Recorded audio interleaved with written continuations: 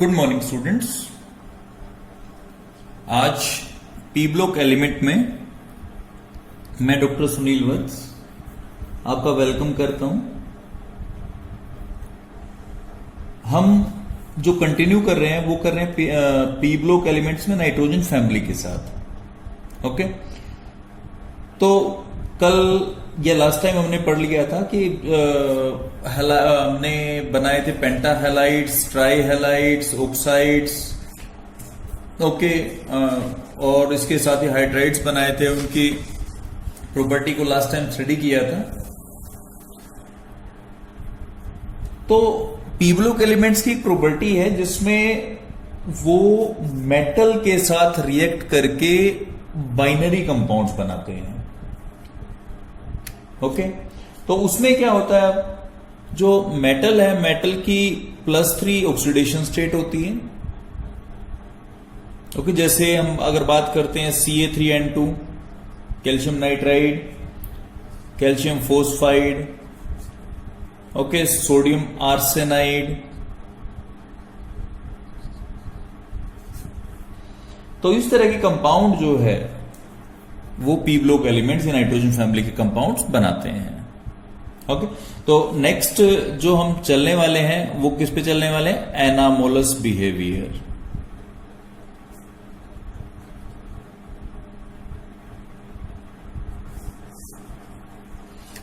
Anomalous behaviour का मतलब अपने ग्रुप से डिफरेंट बिहेवियर, क्योंकि हम पहले भी कर चुके हैं कि किसी भी ग्रुप का फर्स्ट एलिमेंट अपने और एलिमेंट से डिफर करता है, और उसके रीजन भी हम पहले भी कर चुके हैं। उसको दोबारा एक बार रिव्यू कर लेते हैं।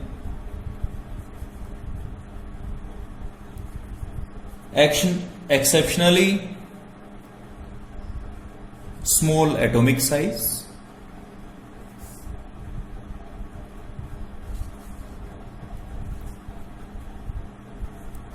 हाई इलेक्ट्रोनेगेटिविटी,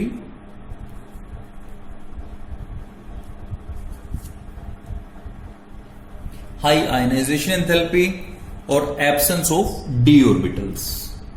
ये जो 4 प्रॉपर्टीज हैं, ये हर एक ग्रुप के फर्स्ट एलिमेंट में स्पेसिफिकली पी ब्लॉक के लिए वो एग्जिस्ट करती हैं, जिसके कारण से वो अपने ही ग्रुप के दूसरे मेंबर से स्लाइटली डिफर करता है।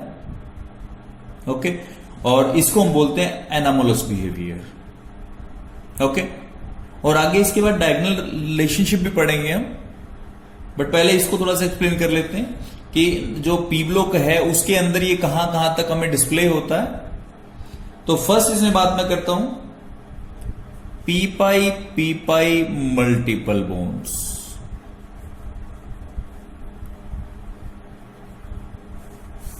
अब हमें यह पता है कि जो पाई बॉन्ड बनता है that is formed by sideways overlap,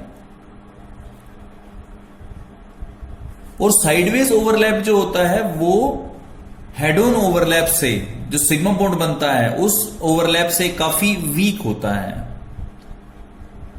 जो फर्स्ट एलिमेंट है उसका काफी स्मॉल साइज, नाइट्रोजन के केस में बात करता हूं यहां मैं कि नाइट्रोजन का साइज काफी स्मॉल है, काफी छोटा है। तो उस कारण से क्या होता है कि वो जो बॉन्ड बनाता है, सिग्मा बॉन्ड बनाता है, उसकी बॉन्ड लेंथ काफी कम होती है, जिसके कारण से जो पाई ऑर्बिटल्स बचे हुए होते हैं पाई बॉन्ड बनाने के लिए, उनमें साइडवेज ओवरलैप फिजिबल हो जाता है। इलेक्ट्रोनेगेटिविटी फर्स्ट में काफी हायर होती है, जिसके कारण क्या होगा कि वो शेयर्ड पेयर को तो वो अट्रैक्ट कर लेगा, लेकिन साथ में क्या होगा, जो पाई बॉन्ड में सिंगल या अनपेयर्ड इलेक्ट्रॉन पड़े हैं उनको भी शेयर कर लेगा, जिससे पेयरिंग से पाई बॉन्ड आपका बन जाता है। ओके, तो स्मॉल साइज और हाई इलेक्ट्रोनेगेटिविटी ये रीजन है। ठीक है, और आपको ये पता भी है कि N ट्रिपल बॉन्ड N, ये तो सिग्मा बॉन्ड हो गया आपके पास, बट पाई और पाई, ये 2 पाई बॉन्ड बने हुए हैं आपके पास। रीजन क्यों बने हुए हैं? क्योंकि साइज इतना छोटा है कि सिग्मा बॉन्ड जो है वो काफी इतना छोटा हो जाता है कि पाई में जो साइडवेज ओवरलैप है वो इजीली फिजिबल हो जाता है। ठीक है, इसके अलावा जो 2 नाइट्रोजन के मॉलिक्यूल हैं वो वेंट्रवाल फोर्स ऑफ अट्रैक्शन से एक दूसरे से होल्ड होते हैं। ओके, और बड़ी आसान टूट जाता है क्योंकि वेंट्रल फोर्स ऑफ अट्रैक्शन जो इतना स्ट्रॉन्ग नहीं होता, और इसी कारण नाइट्रोजन जो है रूम टेम्परेचर के ऊपर आपको गैसियस स्टेट में मिलती है।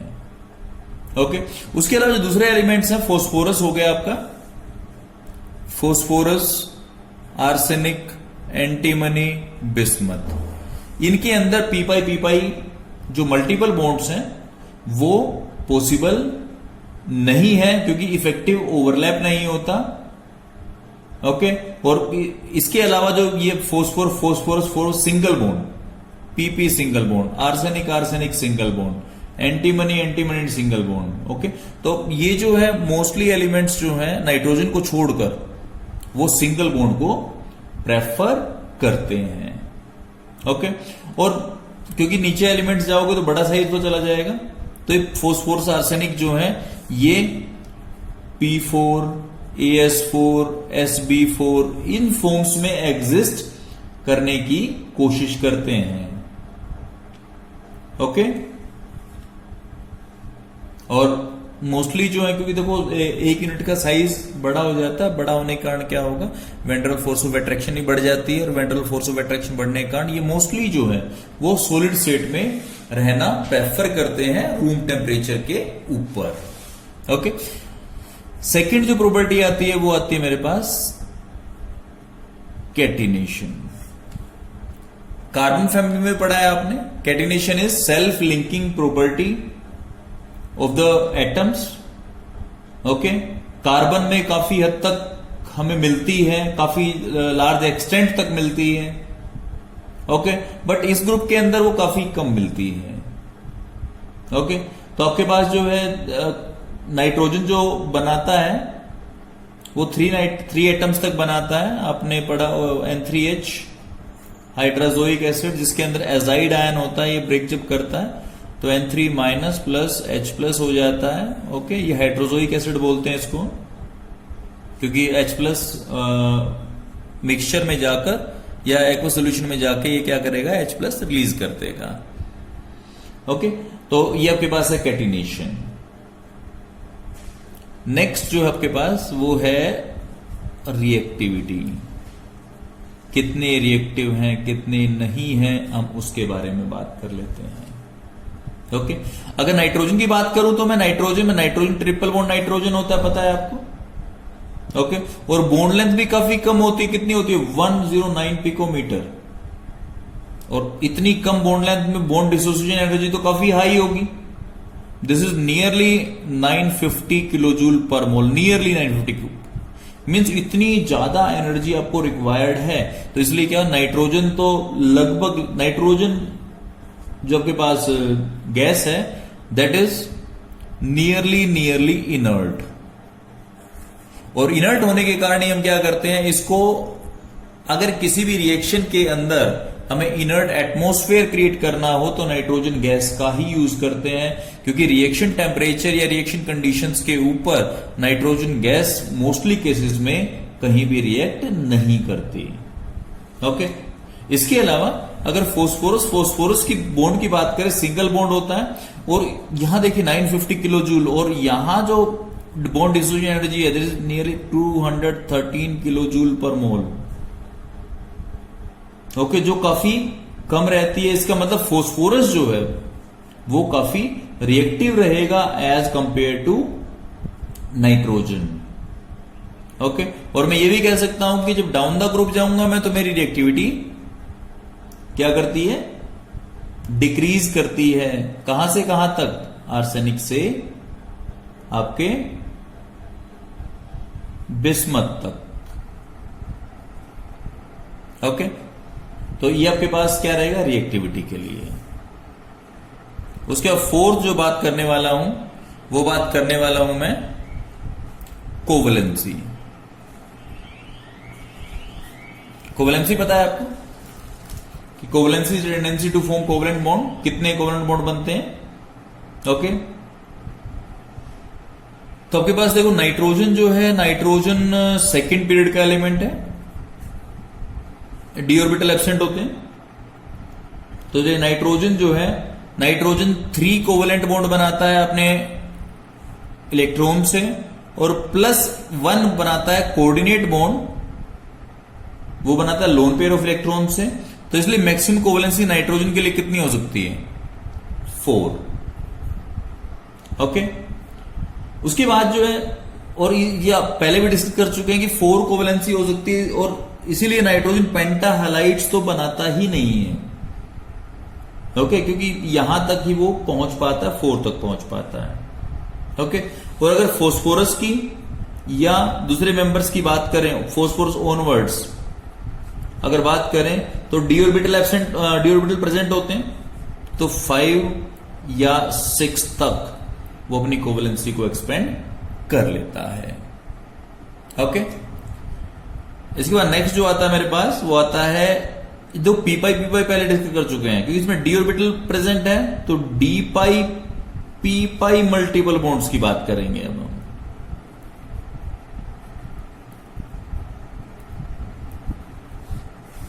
इट मीन्स जो आपके पास एक एलिमेंट है उसका डी ऑर्बिटल इंक्लूड होगा पाई बॉन्डिंग में, और इधर जो आपके पास दूसरे एलिमेंट का पी ऑर्बिटल इंक्लूड होने वाला है।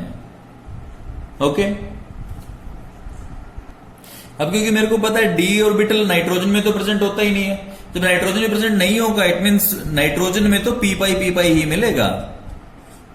ओके, और अब बात करें किसकी, जो नीचे वाले एलिमेंट्स हैं नाइट्रोजन के आगे, फॉस्फोरस, आर्सेनिक, एंटीमनी, ठीक है, तो वो क्या है, उनमें चांसेस हैं कि डी पाई पी पाई मल्टीपल बॉन्ड्स बने। ओके, और इसी का एग्जांपल जो आपके पास है वो है फॉस्फोरस एल्काइलाइड्स आर। अब यहां पी जो फॉस्फोरस है इसका डी ऑर्बिटल इंक्लूड हो रहा है, और ऑक्सीजन जो ऑक्सीजन का पी ऑर्बिटल इंक्लूड हो रहा है।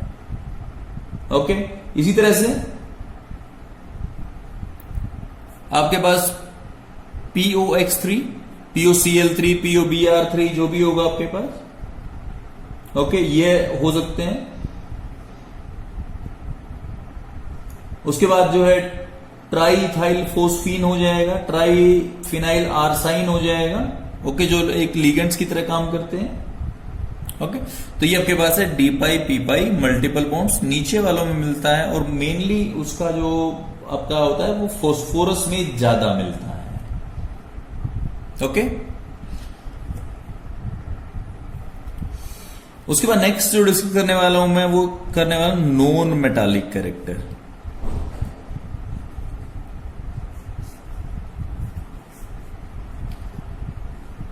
हाई इलेक्ट्रोनेगेटिविटी नाइट्रोजन की है भाई, ये क्लियर है। ओके, और नाइट्रोजन की अगर इलेक्ट्रोनेगेटिविटी हायर है तो फॉस्फोरस इनसे तो काफी ज्यादा रहती है। तो अगर इनकी डिफरेंस इन इलेक्ट्रोनेगेटिविटी ज्यादा होगा तो नाइट्रोजन अपना हाई इलेक्ट्रोनेगेटिविटी के हिसाब से बिहेव करेगी, और जो नीचे वाले एलिमेंट्स हैं फॉस्फोरस, आर्सेनिक, एंटीमनी, बिस्मथ, इनकी इलेक्ट्रोनेगेटिविटी का डिफरेंस काफी ज्यादा होता है। इस कारण से क्या होगा कि ये अपनी इलेक्ट्रोनेगेटिविटी के अकॉर्डिंगली उतना ही मेटालिक या नॉन मेटालिक बिहेव करेंगे। ओके, उसके बाद हमारे पास है ट्राई नेगेटिव आयंस।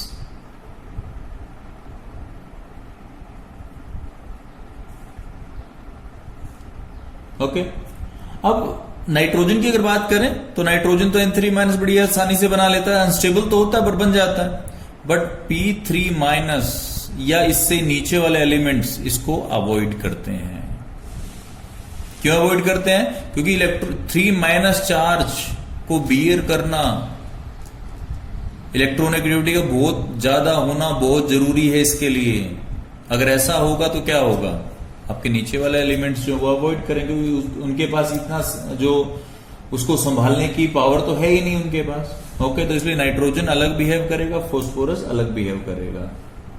ओके, उसके बाद हम बात करते हैं नाइट्रोजन के हाइड्राइड्स और नीचे वालों के हाइड्राइड्स के लिए। जो हाइड्रोजन नाइट्राइड है वो स्टेबल है काफी, ठीक है, लेकिन अगर नीचे वाले एलिमेंट्स की बात करें ये हाइड्राइड उतने ज्यादा स्टेबल नहीं है। ये पहले कर चुके हैं स्टेबिलिटी की ओर बात हम। ऑक्साइड्स के नेचर की बात कर लें अगर हम,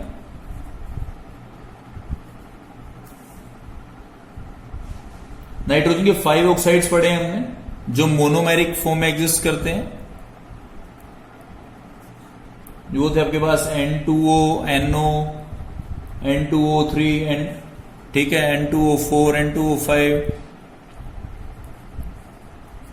ठीक है, ये सब मोनोमेरिक फॉर्म में एग्जिस्ट करते हैं। बट फास्फोरस की अगर बात करें तो P4O6 P2O3 का डाइमर हो गया, P4O10 हो गया, P2O5 का डाइमर हो गया। ओके, इसी तरह आर्सेनिक जो है, आर्सेनिक के भी AS4O6, इसी तरह एंटीमनी के भी इसी तरह होते हैं। ओके, तो ये जो है ऑक्साइड्स जो है नाइट्रोजन के तो मोनोमेरिक फॉर्म में एग्जिस्ट करते हैं, इनके नीचे वालों के डाइमेरिक फॉर्म में एग्जिस्ट करते हैं। ओके, उसके बाद लास्ट हम बात करते हैं हैलाइड्स के ऊपर।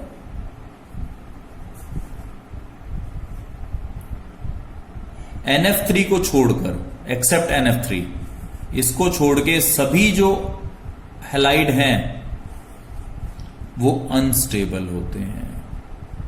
एक स्टेबल होता है, वो हमने पहले पढ़ा था कि नाइट्रोजन और फ्लोरीन के साइज में जो डिफरेंस होता है वो काफी कम होता है, इसलिए उनका बॉन्ड स्ट्रेंथ काफी बढ़ जाती है। बट इनमें ऐसा, वो जो फ्लोरीन के अलावा क्लोरीन, ब्रोमीन, आयोडीन है उसमें ऐसा नहीं हो पाता, इस कारण वो अनस्टेबल रहते हैं। ओके, इसके अलावा जो नीचे वाले हैं आपके पास trihalides of other elements are generally stable. Okay, तो ये आपके पास क्या था, एनामोलस बिहेवियर की क्या अलग से शो करता है नाइट्रोजन। ओके, इसके बाद हम चल रहे हैं कंपाउंड्स ऑफ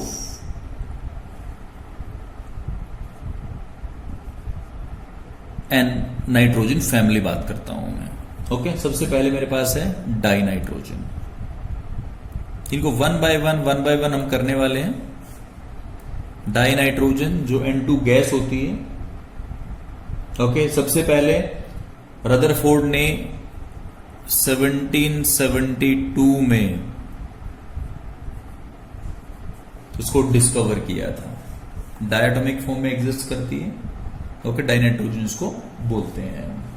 ओके, सबसे पहले प्रिपरेशन की बात आती है। जब नेचर में आपको 78% के आसपास आपको नाइट्रोजन मिल रही है तो आप जो है इसको केमिकली प्रिपेयर करने की तो शायद कोशिश कम ही करोगे।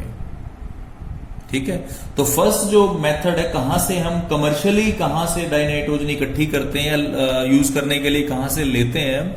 ठीक है, तो फर्स्ट जो आपके पास आता है वो आता है फ्रॉम एयर। जो आपके सराउंडिंग में एयर है उसमें 78% है, उसमें उसी में से अगर, क्योंकि देखो 78% आपके पास नाइट्रोजन है, 21% आपके पास ऑक्सीजन है और 1% रिमेनिंग ऑल गैसेस हैं।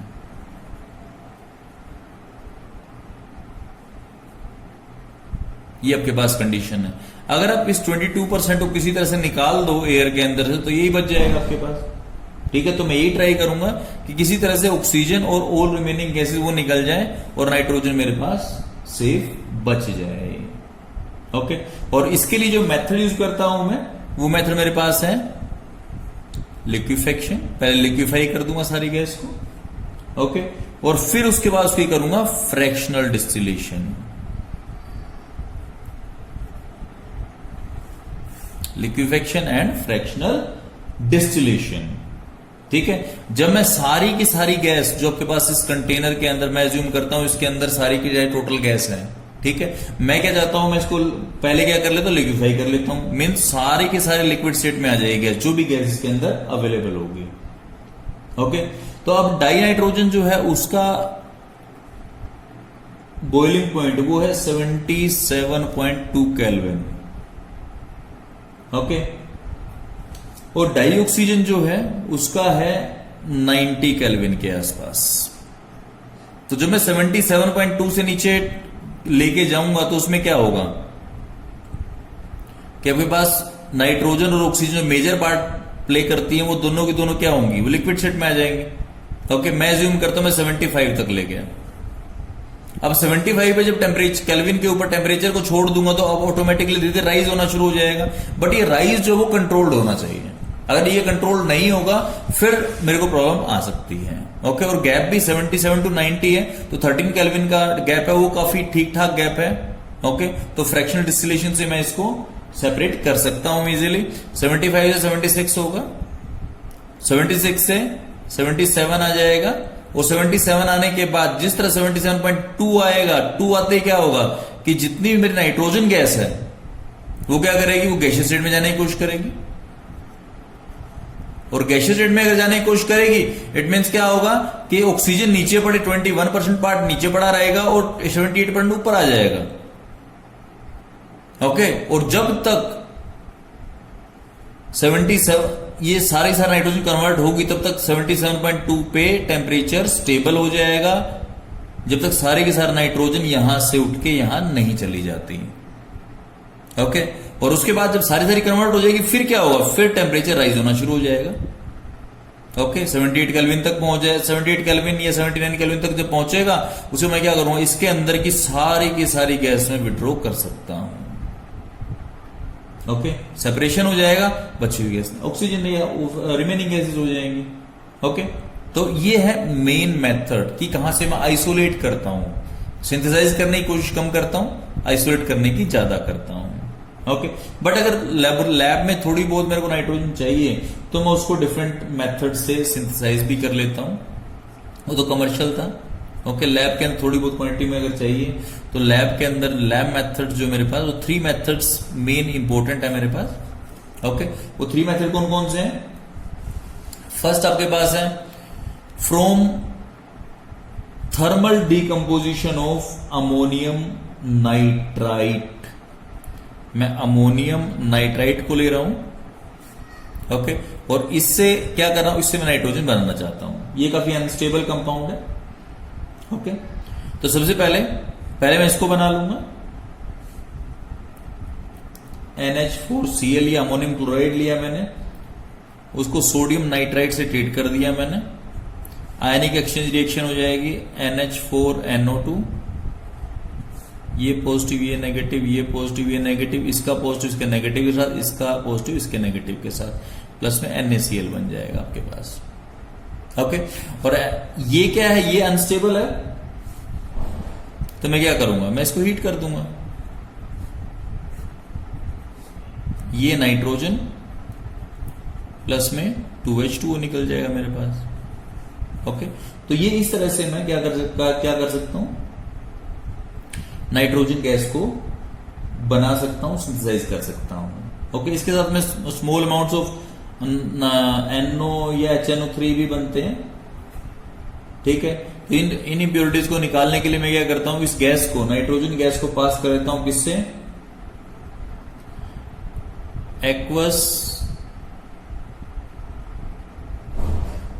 K2Cr2O7 और H2SO4 के मिक्सचर से पास करता हूं, जिससे मेरे को क्या मिलती है, प्योर नाइट्रोजन मिल जाती है।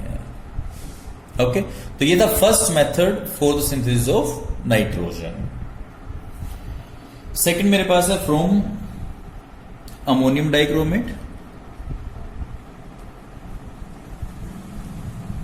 अमोनियम ये हो गया, और डाइक्रोमेट कि K2Cr2O7 होता है पोटेशियम डाइक्रोमेट, तो अमोनियम में 2 ये हो गया और Cr2O7। ओके, इसको सीधा हीट ही कर दो, क्या मिलने वाला है, N2 plus H2O plus chromic oxide Cr2O3 मिल जाएगा आपको। ओके, उसके बाद है थर्ड जो मेरे पास है वो बाय थर्मल डिकम्पोजिशन ऑफ एजाइड्स। एजाइड्स का अभी थोड़ी देर पहले किया था हमने, हाइड्रोजोइक एसिड से बनाया था, NaN3 हो गया आपके पास, या बेरियम एजाइड BaN3 का होल ट्वाइस हो गया, ये हो गया। ओके, दोनों में से दोनों अनस्टेबल होते हैं और इससे हाईली प्योरिफाइड नाइट्रोजन हमें मिलती है। ओके, अगर इसको मैं हीट कर दूंगा तो मेरे को मिलेगा Na प्लस नाइट्रोजन। इसी तरह यहां अगर इसको हीट करता हूं मैं तो मेरे को मिलता है Ba barium plus nitrogen. Okay, और जो आपके पास जो कार्स में आपने एयर बैग सुना होगा, ओके, तो एयर बैग्स जो होते हैं, एयर बैग्स के अंदर भी यही सिस्टम होता है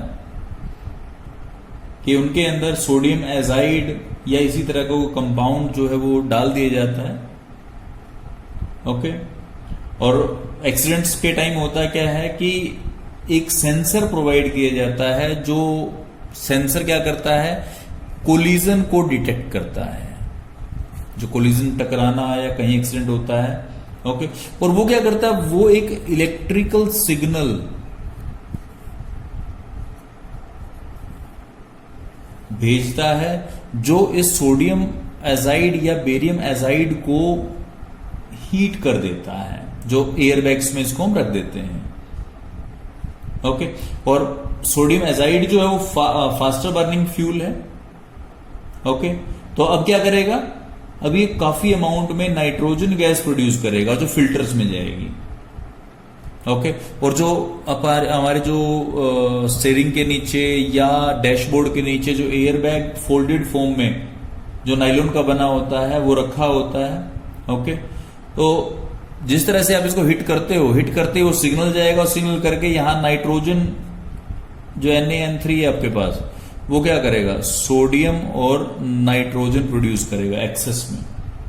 और जब ये प्रोड्यूस हो जाएगी तो क्या होगा, ये इन्फ्लेट हो जाएगा। इन्फ्लेट होगा तो क्या होगा, आपका जो है आप उस प्रेशर से या उस जर्क से बच जाएंगे जो आपको, अगर ये एयरबैग नहीं होता तो आपको लगने वाला था। ओके,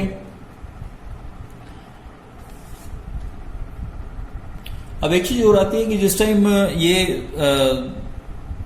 एक्सीडेंट वाली दिक्कत आती है तो उस टाइम एक वाइट सा फोम है, उससे जो आपकी गाड़ी भर जाती है, वो एक्चुअल में टैल्कम पाउडर या कॉर्न स्टार्च होता है। क्योंकि नायलॉन जो होता है, नायलॉन काफी लंबे टाइम तक अगर फोल्डेड स्टेट में रहेगा चिपक जाएगा, आपस में ही चिपक जाएगा, तो उससे दिक्कत उसकी वर्किंग में आ सकती है। इसलिए हम क्या करते हैं, जो फोल्ड्स हैं फोल्ड्स के बीच में हम क्या रखते हैं, टैल्कम पाउडर या कॉर्न स्टार्च रख देते हैं। ओके, और जो नाइट्रोजन गैस अंदर की तरफ रिलीज होती है तो वो तो एक्सट्रीमली हार्मलेस, पता ही है आपको, ठीक है। और जिस तरह से आप गाड़ी के विंडो पेन्स को या विंडोज को ओपन करो, डोर्स को ओपन करोगे तो वो इजीली जो गैस और पाउडर है वो बाहर निकल जाएगा। ओके, तो ये था आपके पास डाई नाइट्रोजन के बारे में बात कर रहे थे। ओके, प्रिपरेशन के बारे में। अब बात करते हैं हम इसकी प्रॉपर्टीज के बारे में। अगर फिजिकल प्रॉपर्टीज की बात करूं तो कलरलेस है, टेस्टलेस है, वो टेस्ट नहीं, नॉन टॉक्सिक है, हम इसको इनहेल भी करते ही हैं। ओके, दो आइसोटोप हैं इसके, एक नाइट्रोजन 14 और एक नाइट्रोजन 15। ओके, थोड़ी सी सोल्यूबल, ज्यादा सोल्यूबल नहीं है, बट प्रेशर अगर बढ़ेगा तो नो डाउट इसकी सोल्यूबिलिटी थोड़ी सी बढ़ती है। ओके, फ्रीजिंग पॉइंट लो है 63.2 और बॉइलिंग पॉइंट आपको पहले कर ही चुके 77.2 केल्विन है इसका। ओके, और एक्टिवेटेड चारकोल जो होता है उसके ऊपर इसको हम एब्जॉर्ब करवा सकते हैं। ओके, अब शिफ्ट करते हैं, फिजिकल प्रॉपर्टीज थी, अब हम बात करते हैं केमिकल प्रॉपर्टीज के लिए।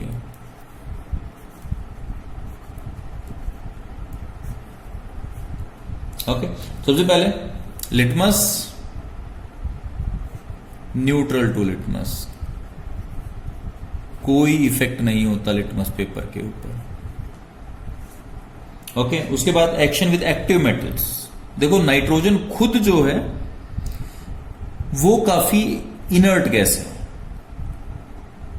ओके, तो कंबस्टिबल भी नहीं है ये, और ना ही सपोर्टर ऑफ कंबस्शन है ये। Okay, but very high temperature के ऊपर एक्टिव मेटल से रिएक्ट करके उनके नाइट्राइड्स जरूर बना लेती है। Li3n बन जाता है आपका, Mg+N2 हीट करोगे आप तो Mg3N2 बन जाएगा इसका। ओके, तो इस तरह से एल्यूमिनियम के नाइट्राइड्स बन जाते हैं, मैग्नीशियम कैल्शियम के बन जाते हैं। ओके, तो इस तरह से ये क्या करते हैं, एक्टिव मेटल रिएक्ट करके नाइट्राइड्स बनाते हैं। थर्ड उसके बाद आता है एक्शन विद नॉन मेटल्स, कि नॉन मेटल के साथ मेटल का तो हो गया, नॉन मेटल से कैसे रिएक्ट करती है। ओके, बहुत कुछ चीजें हम कर भी चुके हैं। जैसे इसी के अंदर जो फर्स्ट मेरे पास आएगा वो है डाई हाइड्रोजन का कैसे रिएक्ट करता है। तो मेरे को पता है कि N2+3H2 क्या देता है मेरे को, 2NH3 अमोनिया बन जाता है। हैबर्स प्रोसेस बोलता हूं जिसको मैं। ओके, 700 केल्विन और 200 एटमॉस्फेयर प्रेशर के ऊपर। इसी तरह से अगर नाइट्रोजन रिएक्ट करे किसी साथ, ऑक्सीजन के साथ में रिएक्ट करती है तो हमारे पास नाइट्रिक ऑक्साइड बन जाता है, ये पढ़ चुके हैं। ओके, तो ये आपके पास है किसी नॉन मेटल के साथ में। ठीक है, अब नेक्स्ट जो बात करने जा रहे हैं वो बात करने जा रहे हैं action with alumina in the presence of Coke. Nitrogen ये होगी, रिएक्ट करे किसी एल्यूमिना के साथ in the presence of Coke, तो यहां आपके पास एल्यूमिनियम नाइट्राइड बन जाता है, प्लस साथ में कार्बन मोनोऑक्साइड गैस रिलीज हो जाती है। ओके, तो ये होगा हमारा किसी एल्यूमिना के साथ। अब मैं इसी तरह से इस सीरीज में पढ़ लेता हूं कैल्शियम कार्बाइड के साथ नाइट्रोजन प्लस कैल्शियम कार्बाइड, यहां से बनता है मेरे पास CaCN2 प्लस C।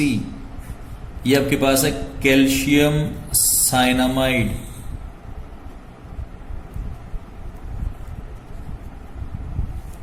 ओके। और जो कैल्शियम साइनाइड प्लस कार्बन, इसको बोलते हैं हम, एक नाम और दिया जाता है नाइट्रोलिम। ओके, और नाइट्रोलिम को हम एज ए फर्टिलाइजर यूज करते हैं। Okay,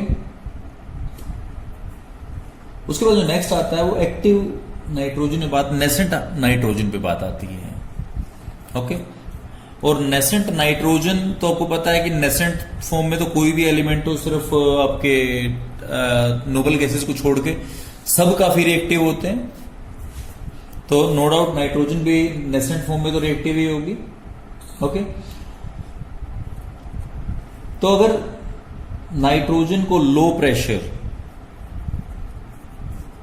low 2 mm of mercury के ऊपर स्पार्क किया जाए, इलेक्ट्रिक स्पार्क दिया जाए, तो वो नेसेंट नाइट्रोजन में कन्वर्ट हो जाती है। ओके, और इस प्रोग्राम में yellow pink, okay, active nitrogen काफी रिएक्टिव होती है। और acetylene CH triple bond CH, इससे रिएक्ट करके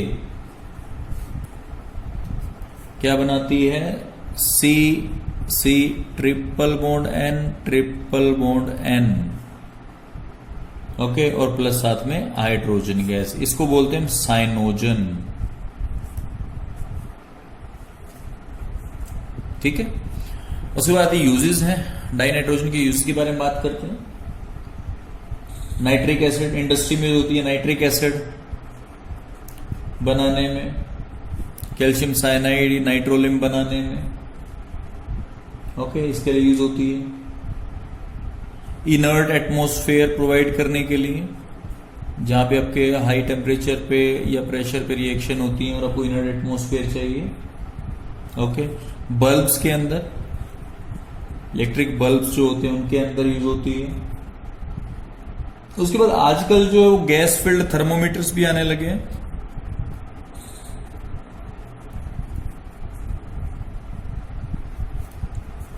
मीटर्स भी आने लगे हैं, और रेफ्रिजरेंट की फॉर्म में तो यूज होती जा रही है 78 डिग्री सेल्सियस तक, डिग्री सेल्सियस नहीं बोलूंगा मैं, 78 केल्विन तक टेम्परेचर जहां भी मेंटेन करना होता है।